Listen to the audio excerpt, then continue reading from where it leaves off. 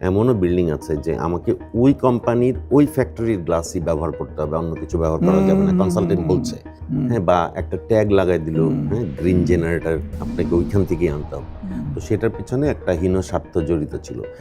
ওই জন্য বলি যে নেভির হেডকোয়ার্টার ঢাকায় কেন, অ্যাবসলিউটলি, ওটার জন্য আবার গাড়ি বোর্ড ঢাকায় কেন, হ্যাঁ, বা ধরেন এরকম শিপিং কর্পোরেশন ওয়াই ঢাকায়।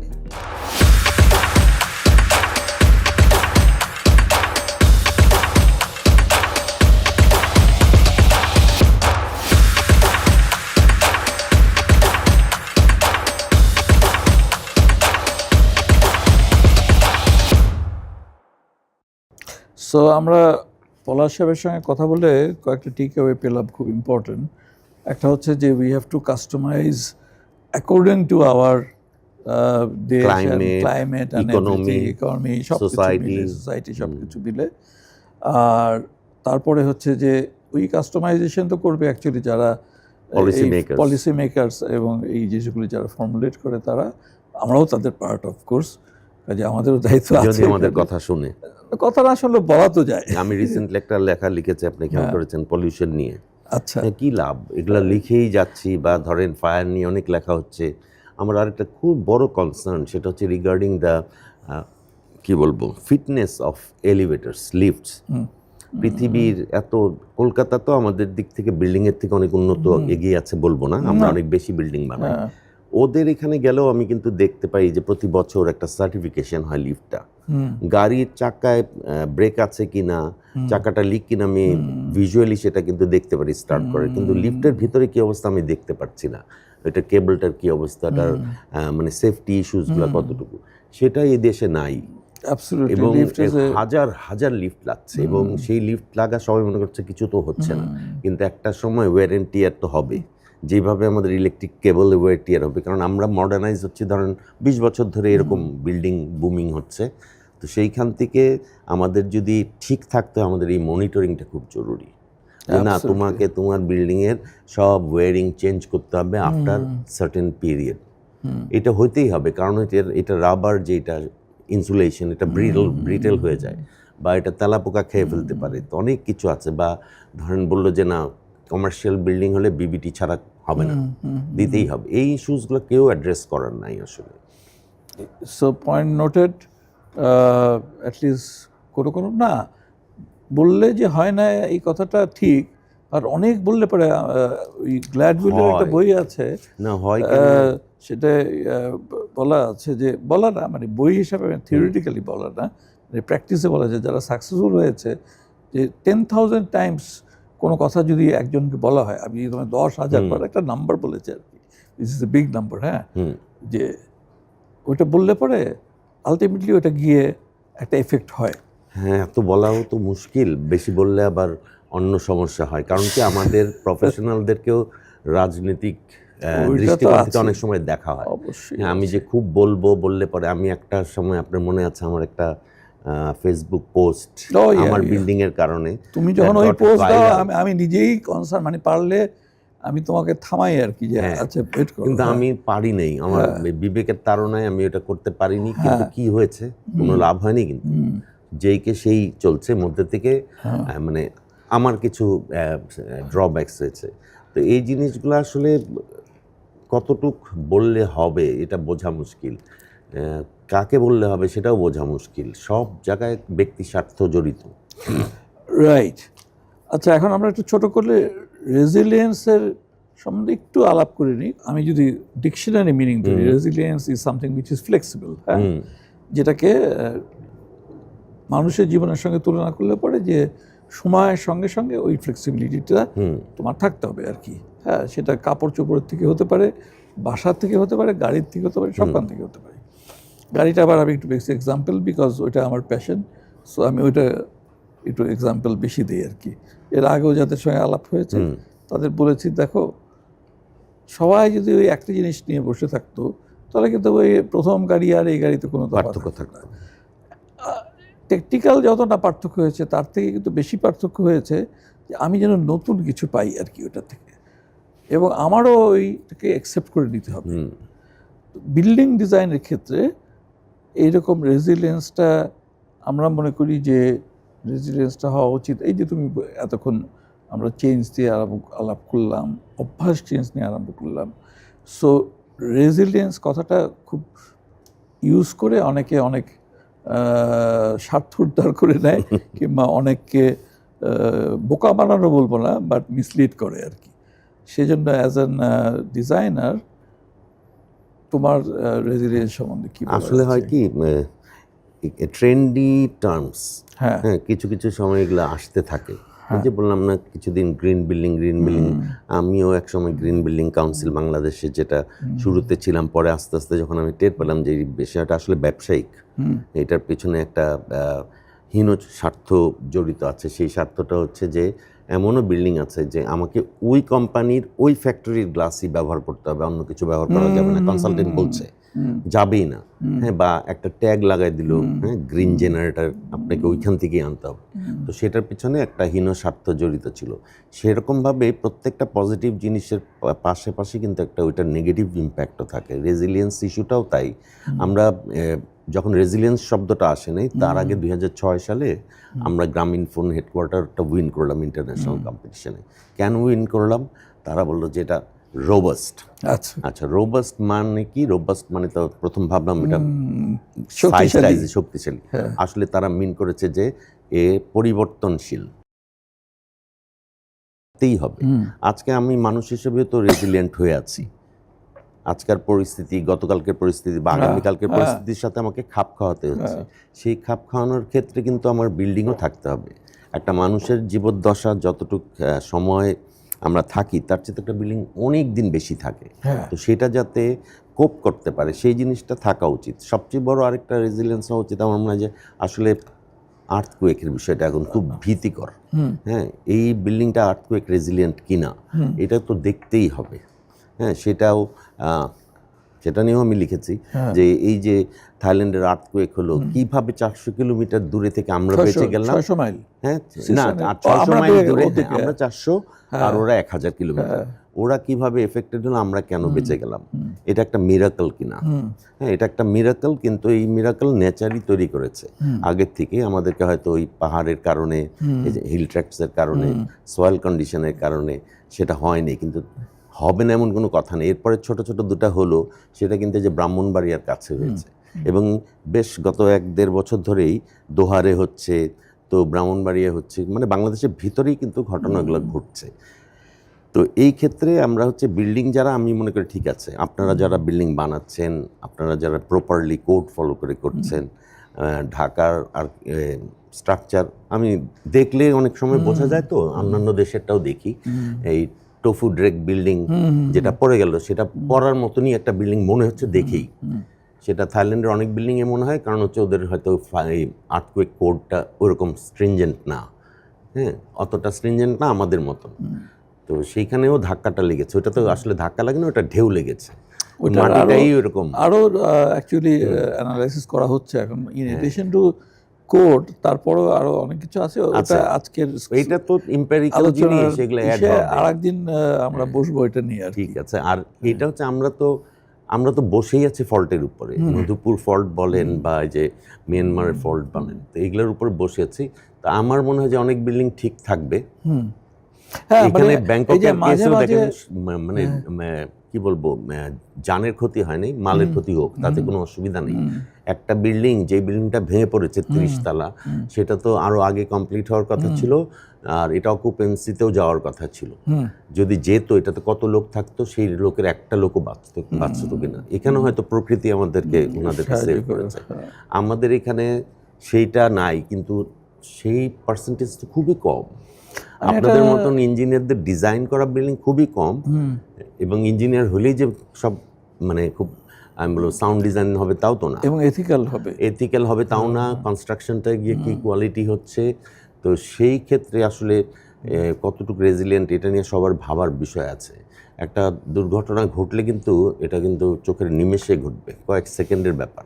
জাস্ট একটা ছোট্ট ইনফরমেশন দিয়ে রাখি, বিকজ এটা নিয়ে তো ওয়েস্টার্ন ওয়ার্ল্ডেও আবার পর্যালোচনা এবং আলোচনা হচ্ছে, অ্যানালাইসিস করা হয় বিল্ডিং ব্রেকের পরে। মানুষ মারা যাওয়ার পরে যেরকম পোস্টমর্টম, তো ওরা আরও বেশি করে যে ওদের দেশেও সেটাকে কীভাবে ইম্প্যাক্ট আনা যায়। তো একটা খুব ইন্টারেস্টিং জিনিস বেড়ে আসছে, যেহেতু এটা অফিসিয়ালি আমি বলতে পারছি না এখন, বাট আনঅফিসিয়ালি ওইখানে 32 mm এবং 25 mm স্টিল যেটা ইউজ করা হয়, সেটা কোনো একটা দেশের তৈরি। হ্যাঁ, সেই এবং দেশের ফ্যাক্টরিটা ছিল সেই থাইল্যান্ডে, ফ্যাক্টরিটা থাইল্যান্ডেই, এবং সেখানে সেটা কিন্তু ব্যান করে দিয়েছিল। হ্যাঁ, ব্যান করা, এবং ভিতরের ডাবল কোর, ভিতরের কোরটা উইকার, whereas বাইরের কোরটা কিন্তু Brittle, স্ট্রঙ্গার, যার জন্য এমনি টেস্ট করলে পরে ইউ কান্ট ওটা আন্ডারস্ট্যান্ড। বলছে যে রিনফোর্সমেন্টের জন্য অনেকটা হয়েছে কিনা। এটা ওভারঅল, এটা তো বিম ছাড়া আসলে আর্থকুইক রেজিস্ট্যান্ট করা খুব মুশকিল। এটা তো বিমলেস, আমাদের কোডে তো অ্যালাউই করে না। হ্যাঁ, আমার 15 মিটারের পরে আপনাকে আর অ্যালাউ করবে না। এবং সেটা মানে আমরা এখন মনে করি যে আসলে বিম ছাড়া ল্যাটারাল লোড তো আসলে প্রোটেক্ট করা সম্ভব না। ওই বিল্ডিংটা কিন্তু মানে we are But that's lucky, হ্যাঁ, আমরা we were বলবো the lucky. world is lucky, the mankind is lucky because বিল্ডিংটা অকুপেন্সিতে যাওয়ার আগে ভেঙেছে। তো যাই হোক, আল্লাহ তো আমাদের সবসময় ডাইরেক্টলি একেবারে রহমত দিয়ে দেয়, দিচ্ছে এবং দিচ্ছে। নাহলে আমরা অনেক চেঞ্জই আছে যেটা লাখের জন্য, লাখ তো বলবো না, মানে না, এটা তো আল্লাহর কর্মের ফল আসলে। হ্যাঁ, তো আমাদের অনেক চেঞ্জের ভিতরে আমাদের সোশ্যাল চেঞ্জ আসছে রিসেন্ট ইয়ার্সে না ইয়ারে বলবো আর কি, ইকোনমিক চেঞ্জ আসছে, সেই সঙ্গে ফিনান্সিয়াল চেঞ্জও আসছে, সবচেয়ে বড় ইম্প্যাক্ট যেটা। তো আমি পলিটিসাইজ না করেই বলছি আর কি, যে এই চেঞ্জগুলির এফেক্ট অন রিয়েল এস্টেট ইন্ডাস্ট্রিতে তোমার মতে কি কি জায়গায়, মানে একেবারে স্পেসিফিক বলতে হবে না, ওভারঅল একটা না, একটা তো আমি আমারটা বলবো। তারপর আমি প্রথমে আমি আমার প্রফেশনকে দিয়ে বলি। আমার ক্যারিয়ারে আমি সরকারি কাজও করিনি, খুবই কম। যেমন ওটাকে সরকারি কাজ বলবো কিনা, ওয়েলফেয়ার, আর্মি ওয়েলফেয়ার ট্রাস্টে র্যাডিসন হোটেল করেছি, বা ধরেন আইসিবি ওদের হেড অফিস করছি, এগুলো আসলে সরকারি না। এই 2-3টা প্রজেক্ট ছাড়া আমার সব মানে প্রাইভেট সেক্টর আমার ক্লায়েন্ট। এবং তারা কারা? তারা কিন্তু রিয়েল এস্টেট ডেভেলপার্স অল। কিছু কর্পোরেট থাকতে পারে, বাট মেজরিটি রিয়েল এস্টেট। আমাদের প্রফেশনটাকে আজকে এই অবস্থায় আনার পেছনে তাদের অবদান অপরিসীম, এটা অনস্বীকার্য।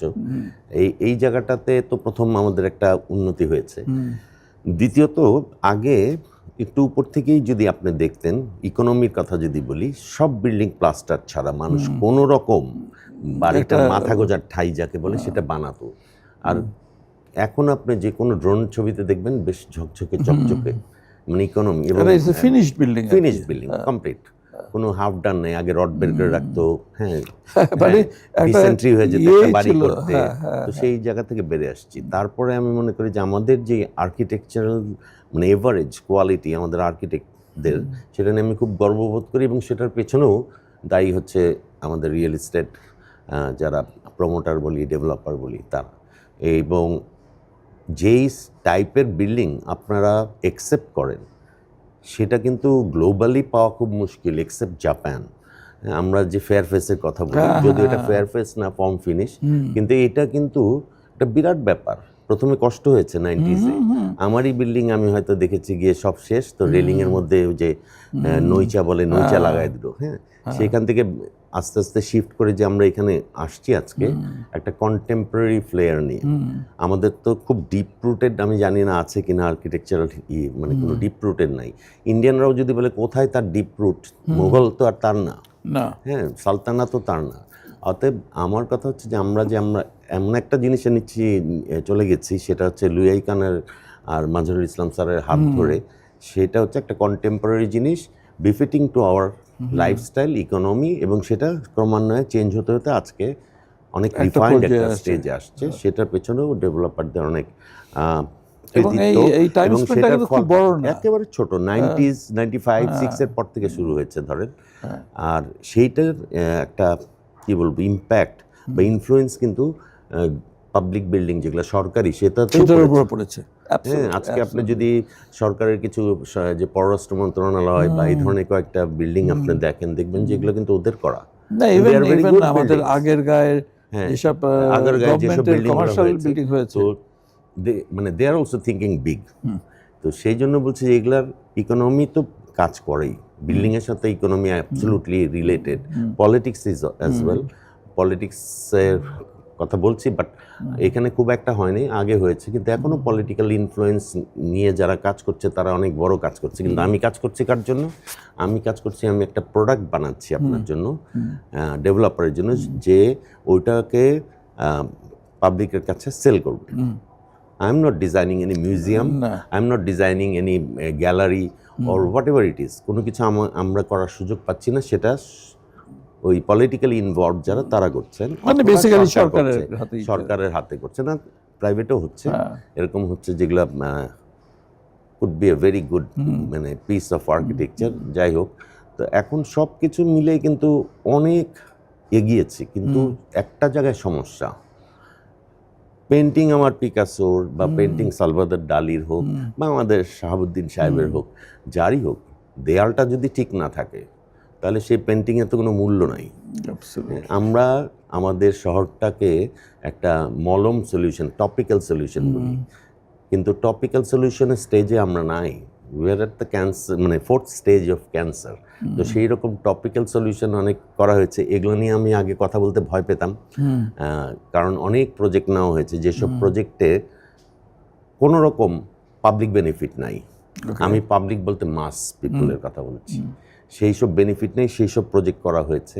আপনার যদি আরো স্পেসিফিক, এটা লম্বা হয়ে যাবে কথাটা, অসুবিধা নাই, তাও শুনি। মানে আমার অনেকগুলো প্রজেক্টের বিষয়ে আমি যেগুলো দেখি চোখের সামনে, এর বাইরে আড়ালে তো আরো প্রজেক্ট হয়েছে, সেগুলো আমি বলতেও পারবো না। কিন্তু ধরেন আমি বলছি যে এই যে এলিভেটেড এক্সপ্রেসওয়ে, ঢাকা শহরের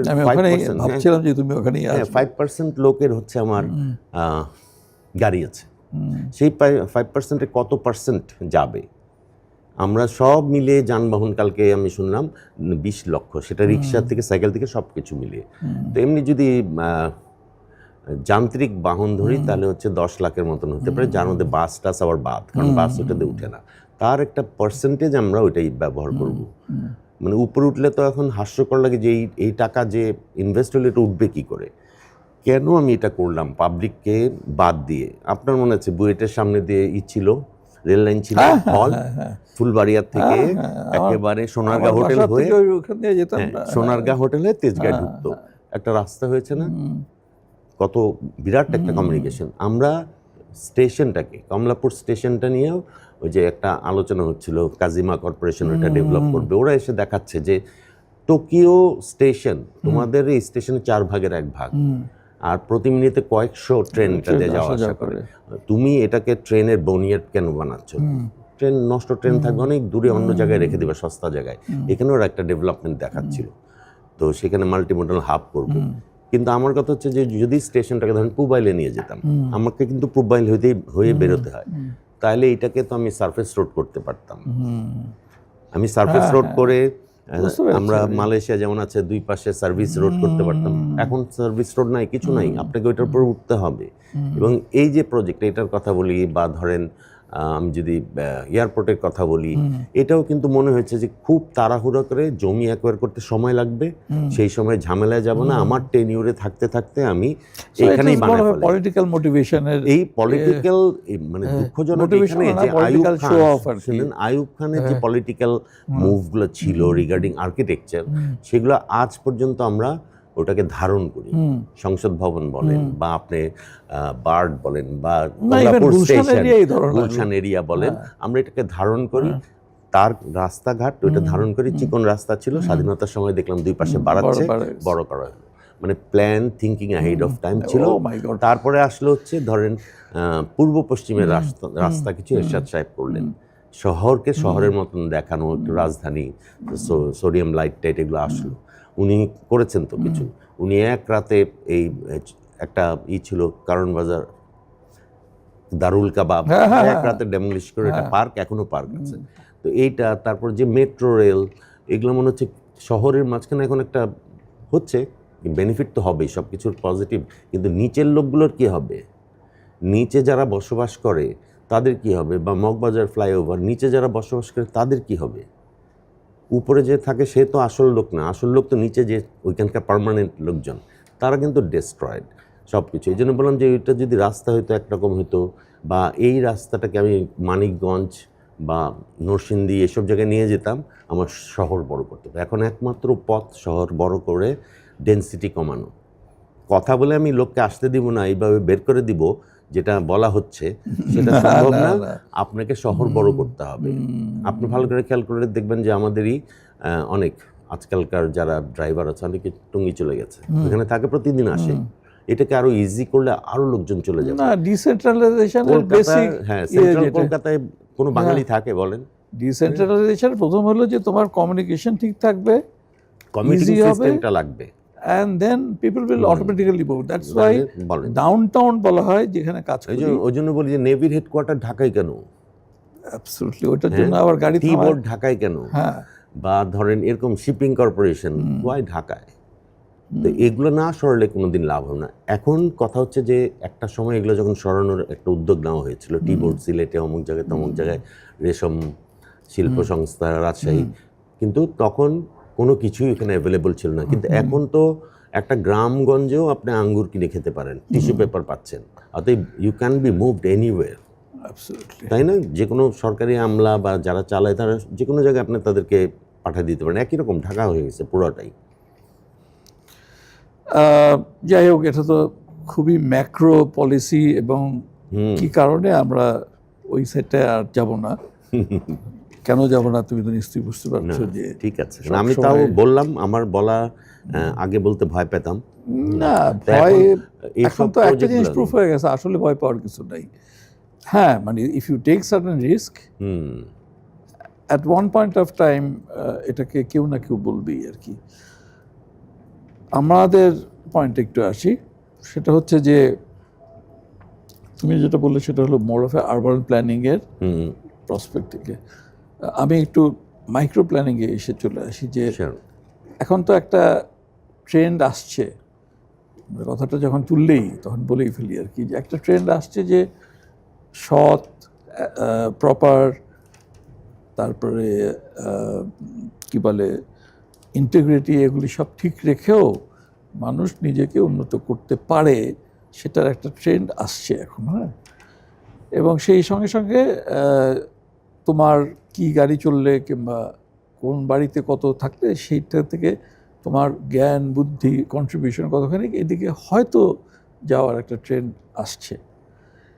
সেই ক্ষেত্রে আমাদের যারা রিয়েল স্টেটে অ্যাপার্টমেন্ট তৈরি করি কিংবা কমার্শিয়াল বিল্ডিং তৈরি করি, পার্টিকুলারলি অ্যাপার্টমেন্টে, আমাদেরও তো অ্যাপার্টমেন্টই বেশি, রেসিডেন্সিয়ালই বেশি, তো সেইটার কোন সেগমেন্টটায় ইম্প্যাক্ট করতে পারে? আমি এখানে তিনটা সেগমেন্ট বলেই দিই।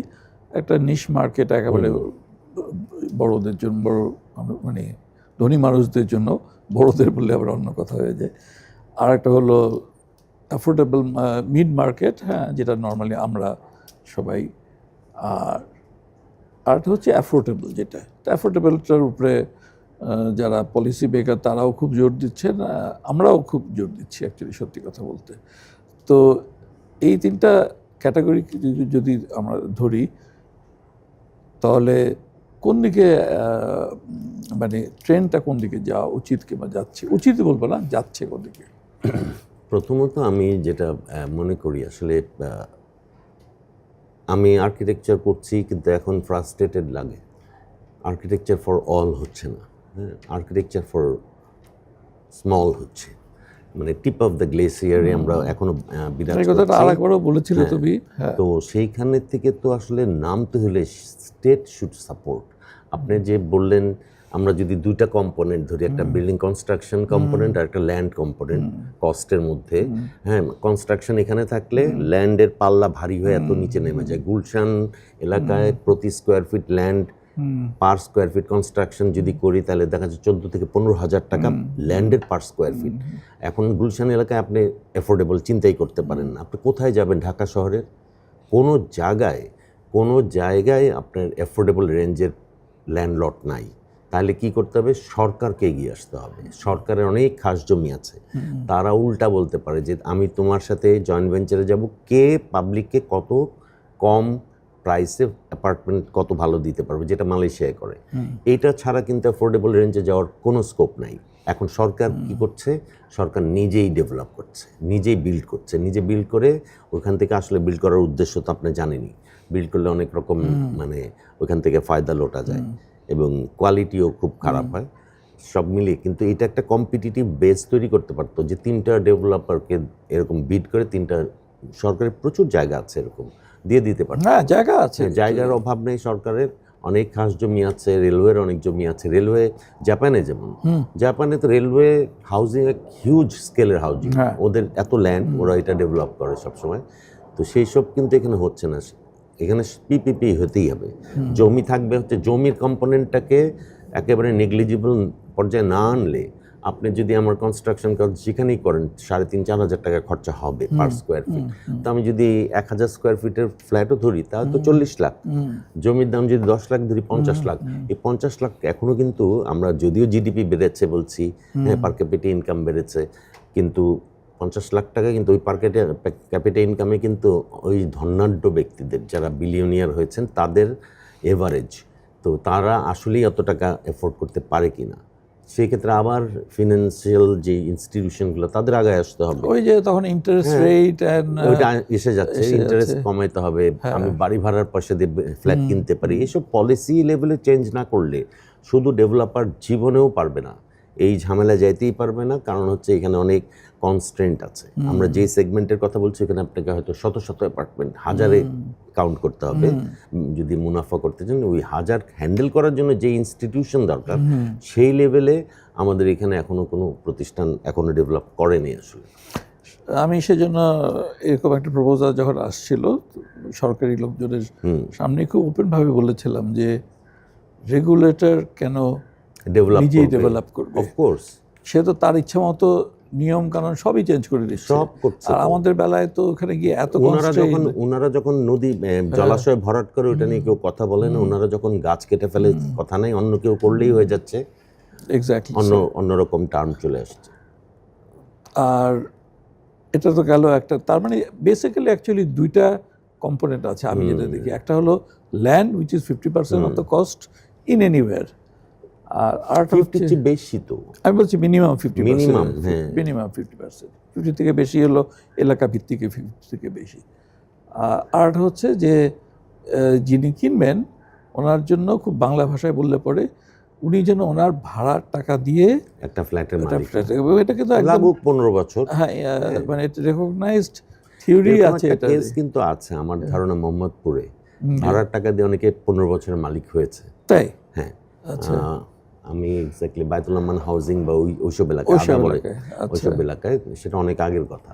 তো সেরকম একটা ইতে স্কিম যাইতে হবে, ওই স্কিমে না গেলে পাবলিক পকেট থেকে টাকা বের করবে, সেই টাকা কিন্তু হোয়াইট না, ওটাও কিন্তু বুঝতে হবে যে আমরা যে আজকাল অ্যাপার্টমেন্ট কিনি একটা গ্রে মার্কেটের উপরে আমাদের এই রিয়েল এস্টেট বিজনেসটা ফ্লোট করছে। তো সেইখান থেকে শিফট করতে হইলে অবশ্যই সরকারের সহযোগিতা লাগবে, সরকারকে আগে আসতে হবে, ন্যাশনাল হাউজিং অথরিটিকে আগে আসতে হবে। ওনার নিজের বিল্ডিং বানানোর দরকার নেই তো, ওনারা বিল্ডিং বানানো তো ওটা তো বসবাসের যোগ্য হয় না, এটা তো ফার্স্ট কন্ডিশনই হচ্ছে যে ওনারা কিছু করবে না, সেটাই হওয়া উচিত। আমি মনে করি কম্পিট করলে অ্যাপেল টু অ্যাপেল কম্পিট করতে হবে না, সেটাই। তো আশা করি যারা এখনকার পলিসি মেকার ইয়াং জেনারেশন অনেক উচ্ছল বিদেশ থেকে ফিরে আসছে এরকম ছেলেপেলে লোকজন, তাদের ধ্যান ধারণা অন্যরকম, তো সেই ট্রেন্ডে যাচ্ছি এবং সেই ট্রেন্ডে ইনশাল্লাহ আমরা ওই টার্গেটও পুরোপুরি না বসলে পরে ওই ট্রেন্ডে যেতে পারবো অ্যাটলিস্ট। ট্রেন্ড একবার হয়ে গেলে পরে কিন্তু ট্রেন্ড সেট করা দরকার, সেটা তো বটেই, ট্রেন্ড সেট করা দরকার। আমি বললাম তো যে কলকাতা বা ইন্ডিয়াতে গেলে এখনো বলে কি তোমরা কিভাবে ক্লায়েন্টকে ফেয়ার ফেস রাজি করাও, আমরা রাজি করাই না। এখন ক্লায়েন্ট এসে প্রথম বলে আমার ফেয়ার ফেস থাকবে তো, হ্যাঁ উল্টা হয়ে যাবে। অতএব ট্রেন্ডটা সেট করতে পারলে অবশ্যই সব কিছু ঠিক হবে। আর আপনি বললেন যে অনেস্টি, ইন্টিগ্রিটি, এগুলো সব কিছু রেখেও অনেক কিছু করা যায় জীবনে, অ্যাবসলিউটলি অনেক কিছু করা সম্ভব, অ্যাবসলিউটলি। এবং ওটা পুরো কালচারাল পিক, মানে ইভেন ফিনান্সিয়ালি একটা টপে চলে যেতে পারেন, গেছে না অনেকে তো গেছে, আমার দেশে না হোক অন্য দেশে তো গেছে চোখের সামনে, মানে যাওয়াটাতে কোনো দোষের কিছু নেই। কিন্তু সেটাই শর্টকাট করতে গিয়ে যে মানুষকে ডিপ্রাইভ করে করাপশন করে যেগুলো হচ্ছে সেগুলো তো আসলে আমাদেরই পয়সা। 10,000 14,000 কোটি টাকার প্রজেক্ট 24,000 কোটি হচ্ছে, এগুলো হয়েছে। তো এগুলা তো আমরা লেটস লুক ফরওয়ার্ড, এবং ট্রেন্ড কিছুটা হলেও আরম্ভ হয়েছে, একেবারে সামান্য হলেও, এবং এই ট্রেন্ডটাকে ধরে রাখার জন্য আমাদের জন্য যা করার আমরা চেষ্টা করব, এবং সেখানে সবাই একসঙ্গে সহযোগিতা করতে হবে আর কি। অনেকে জিজ্ঞেস করে সেজন্য যে আপনাদের ব্যবসা কেমন এখন। আমি বলি আলহামদুলিল্লাহ ভালো। কীরকম করে ভালো? আমি বলি যে আমরা তো নিশ মার্কেটে ছিলাম না অতখানিক, সেজন্য ওই মার্কেটটা একটু এফেক্ট করেছে, কিন্তু ওই মিড মার্কেটটা তো মানুষজন বড় চায়, এটা তাদের দরকার, কষ্ট করে হলেও তারা সেখানে ওই যে মিড মার্কেটটায় একটু ইন্টিগ্রিটি অনেস্টি আছে এখন আছে। এবং মিড মার্কেটের কাস্টমাররা কিন্তু খুবই সহনশীল, এবং তারা কিন্তু যে জিনিসগুলি আমি বলবো তারা শুনবে ওটা, হ্যাঁ, তারা চেষ্টা করবে বুঝতে, বিকজ আমরা তার ইরেশনাল কিছু বলি না, তা তো বটেই। হ্যাঁ, অনেক কিছুতে আসলে সরকারের কন্ট্রিবিউশনের বিষয় আছে। তবে ধরেন আমি এখন বলি কি যে দেশি মেটেরিয়ালে ঝুঁকে যাওয়া উচিত, ইম্পোর্ট বন্ধ করা উচিত। ইম্পোর্ট মানে হচ্ছে আমার বৈদেশিক মুদ্রা চলে যাচ্ছে, এটা 1 নাম্বার। 2 নাম্বার একটা অনেক ডিউটিও দিতে হচ্ছে। কিন্তু ধরেন টাইলস ইন্ডাস্ট্রির কথা বলি, মানে ওয়ান্ডারফুল টাইলস এখানে তৈরি হচ্ছে। আচ্ছা, গ্লাস ইন্ডাস্ট্রি, আমরা বাসাবাড়ির জন্য অবশ্যই সেগুলো ব্যবহার করতে পারি। সিমেন্ট তো আছেই, রিবার আছে, তাহলে আর থাকলো কি? অ্যালুমিনিয়াম ইন্ডাস্ট্রি আছে, আর তো কিছু কিনতে হয় না। ইভেন স্যানিটারি ওয়্যারও তৈরি হচ্ছে, ফ্যান্টাস্টিক। তো আমি কিছু প্রজেক্ট করছি, সেটা আমরা ডিক্লেয়ার করে নিয়েছি।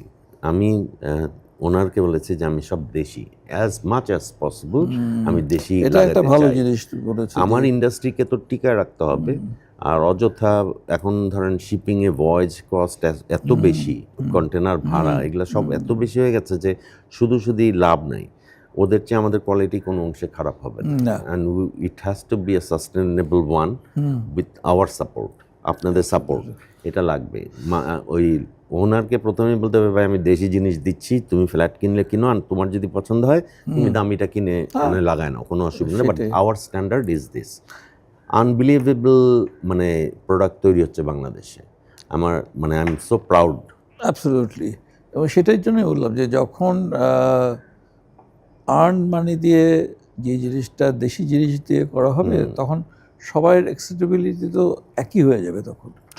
তখন আর আমি আর তুমি কি করি, কি কোথায় থাকি, ওইটা নিয়ে মেজার হবে না, কিভাবে বললাম সেটা যেতে পারছি না। ওইটা, এই যে ব্যারিয়ারটা ব্রেক করা, হ্যাঁ, এই ব্রেক থ্রুটা পার্শ্ববর্তী দেশে হয়ে গেছে।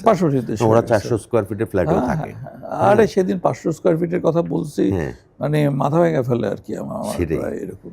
তো তারপরে ওরা থাকে, ওদের ওই যে ফ্যামিলি স্ট্রাকচার আবার অন্যরকম, একান্নবর্তী না। আমার তো দাদা যতদিন বেঁচে থাকবে, আমরা একসঙ্গে থাকবো। 3 বেডের রুমের নিচে আমরা চিন্তাও করতে পারি না। ওরা হয়তো 1 BHK বলে। ওই HK কিন্তু আসলে কিছু না, HK একটা খালি জায়গা আর একটা বেডরুম, একটা টয়লেট। তো ওই সিস্টেম থেকে তো আমরা বেরোতে পারিনি। আমরা এখনো কিন্তু ওই যে লাক্সারি মোডে আছি। লাক্সারি মোডে নামতে হবে। কালচারাল চেঞ্জ এটা তো গোড়ার থেকেই আছে, বিকজ আমরা তো সারা জীবন ইম্পোর্টেড জিনিস ব্যবহার করে আসছি। আমরা কি টয়োটা গাড়িতে মারুতি নিবেন জীবনে? পুরান টয়োটা গাড়ি কিনবো, তাও আমাদের নিজেদের ব্র্যান্ড নেব না। আমি বলছি ধরেন টয়োটা সেকেন্ড হ্যান্ড বা রিকন্ডিশন, সেই গাড়ি আমরা কিনবো অনেক দাম দিয়ে, কিন্তু তার 4 ভাগের 1 ভাগ দাম দিয়ে আমি হয়তো মারুতি পাই। ওরা ইউজ করে, ওরা গাড়ি কিনে, ফুল ফ্যামিলি না হলে গাড়ি নিয়ে বের হয় না, এবং ড্রাইভারও রাখে না, অন কল পুল আছে ড্রাইভারের, যে ফুল ফ্যামিলি বেরোবে, না হলে মেট্রো, না হলে মোটরসাইকেল, এরকমভাবে চলতে থাকবে। যখন সবাই বেরোবে, সপ্তাহে 1 দিন যদি বেরোয়, তখন গাড়িটা বের করে।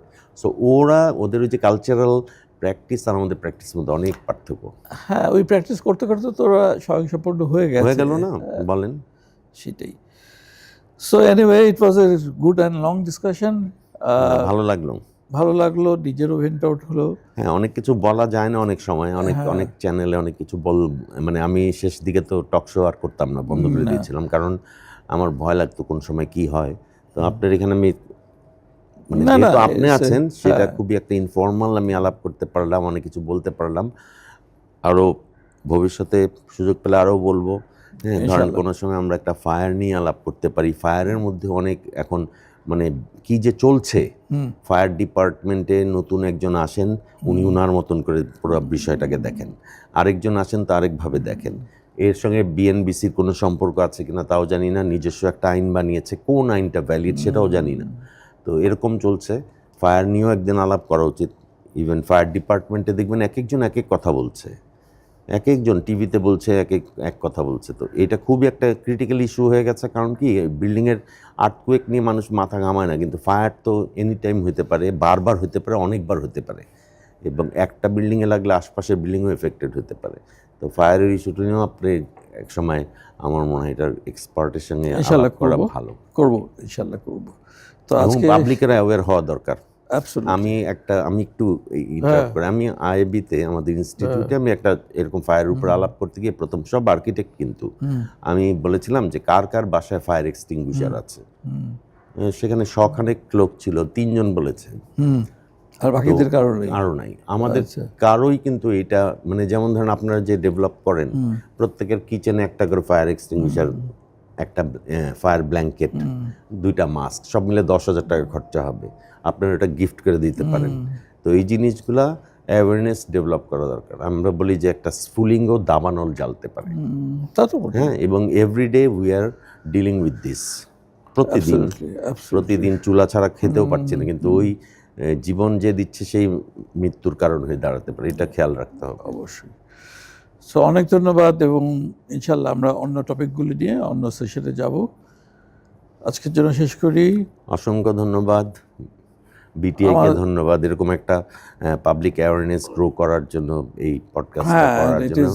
আর অ্যাবসলিউটলি ফ্রি টকিং। হ্যাঁ, এবং ফয়েজ ভাই আপনাকে অসংখ্য ধন্যবাদ। আমাদের কথার থেকে যদি আমরা বলছি তো যে আমরা প্রফেশনালদেরকে ফোকাস না, আমরা হচ্ছে জেনারেল যারা এন্ড ইউজার তাদেরকে ফোকাস করে যেহেতু কথা বলেছি। অনেক কিছু ইনফর্মাল থাকতে পারে, সেগুলো ফর্মালও থাকতে পারে, সবগুলোকেই আপনারা ক্ষমাসুলভ দৃষ্টিতে দেখবেন।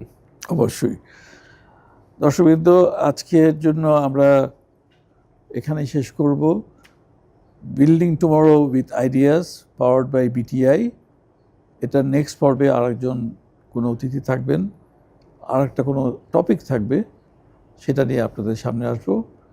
আমাদের আলোচনা কেমন লাগলো জানাবেন, তাহলে আমাদেরই উন্নতি হবে, সোসাইটিও উন্নতি হবে। সবাইকে ধন্যবাদ। আল্লাহ হাফিজ। Thank you.